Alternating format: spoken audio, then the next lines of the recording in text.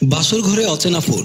মিম বাসর ঘরে বউয়ের সাজ নিয়ে বসে আছে, এদিক ওদিক তাকায়। এমন সময় বাহার বর ভেসে রুমে প্রবেশ করে। মিম বাহারকে দেখে দাঁড়িয়ে সালাম করে। বাহার মিমকে ধরে তুলে খাটে বসায়। মিম ভয়ে ভয়ে বাহারের দিকে তাকায়। বাহার মিমের দিকে তাকাতেই মিম যেন লজ্জায় লাল হয়ে যায়। বাহার মিমের লাজুক লাজুক চেহারা দেখে নিজেকে যেন ঠিক রাখতে পারছে না। মন চাইছে মিমকে বাহু ডোরে বেঁধে যেন আপন করে নিতে। এরই মাঝে মিম বলে উঠল, কি হলো, দাঁড়িয়ে আছেন কেন, কিছু করবেন না? বাহার বলল, কি করার কথা বলছো? মিম বলল, না মানে এভাবে দাঁড়িয়ে থাকবেন নাকি কিছু বলবেন? বাহার লজ্জা পেয়ে মিমের পাশে বসে মিমের ঘোমটা খুলে দুটি গালে হাত দিয়ে চুমু খেতে যাবে। এমন সময় মিমের মোবাইলটা বেজে উঠল।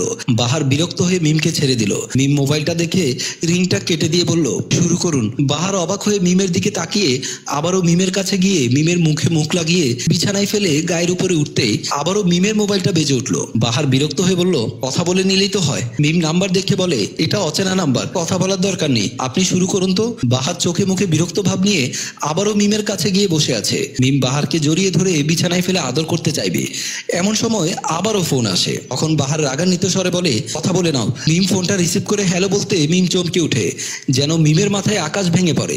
মিম উঠে একটু সরে দাঁড়ায়, ওপাশ থেকে হ্যালো হ্যালো করতে থাকে। তুমি কি ভেবেছো তুমি আমার হাত থেকে বেঁচে যাবে? আমি তোমার স্বামীর বাসার আশেপাশেই আছি। মিম চমকে গিয়ে চাপা গলায় বলল, তোমার আল্লাহর দোহাই বাবু, আমার সংসার ভেঙো না। বাবু বলল, ঠিক আছে, তুমি কাল আমার সাথে দেখা করবে।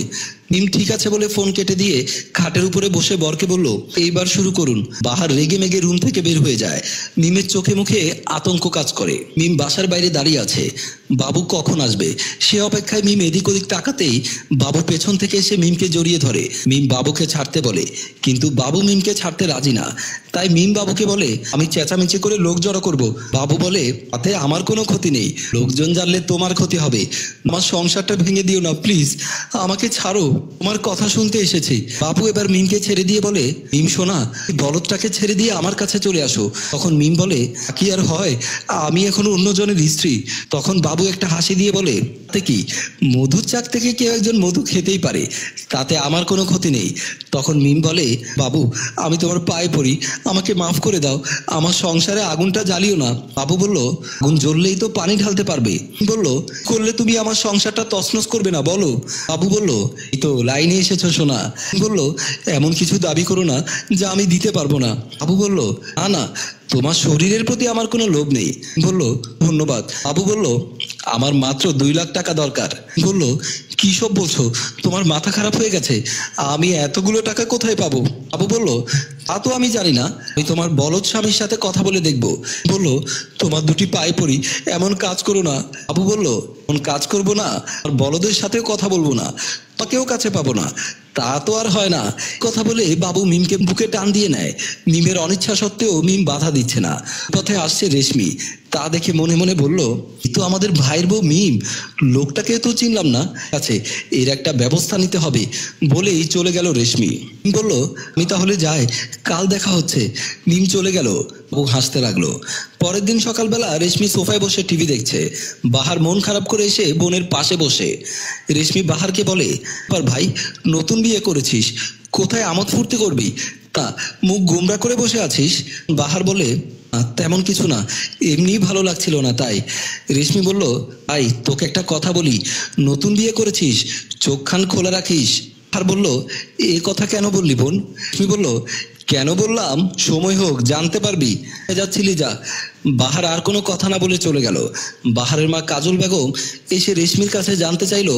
বলল, আর কোথায় রে রেশমি, আজ 2 দিন বাহারের দেখা নেই। রেশমি বলল, ভাইয়ের মন ভালো নেই। বলল, আমার ছেলের কি হয়েছে? বলল, আমার মনে হয় বউয়ের সাথে ভাইয়ের সাথে কিছু একটা সমস্যা হয়েছে। বলল, নতুন বউ 2 দিন না যেতে কি সমস্যা হতে পারে? আমার ছেলের জীবনটাকে শেষ করে দিলাম, তো চিন্তা করো না তো, ঠিক হয়ে যাবে, চলো তো।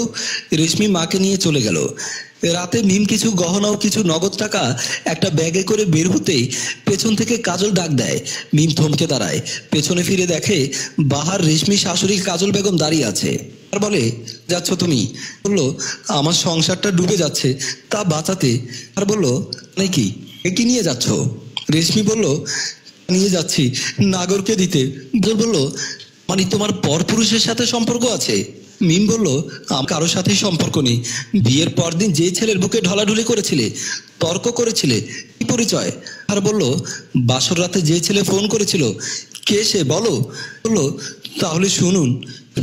মিম কলেজ থেকে আসতে গ্রামের বকাটে বাবু মিমকে দাঁড় করিয়ে প্রেমের প্রস্তাব দেয়। মিম বাবুকে থাপ্পড় মেরে চলে যায়।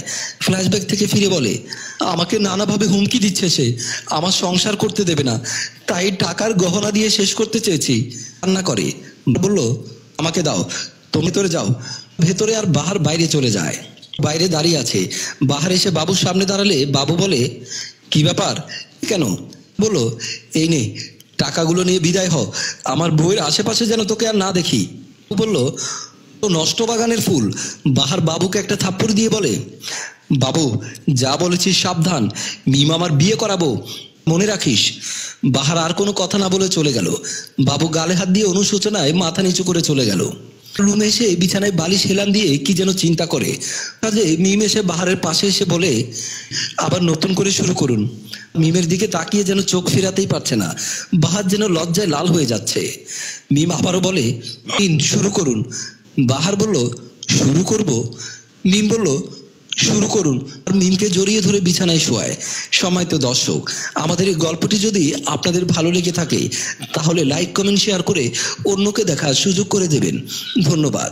গল্পটি রচনা পরিচালনায় আয়ুব মাহমুদ টেম্পু, প্রযোজনায় FA নয়ন চৌধুরী, ক্যামে ঈশান।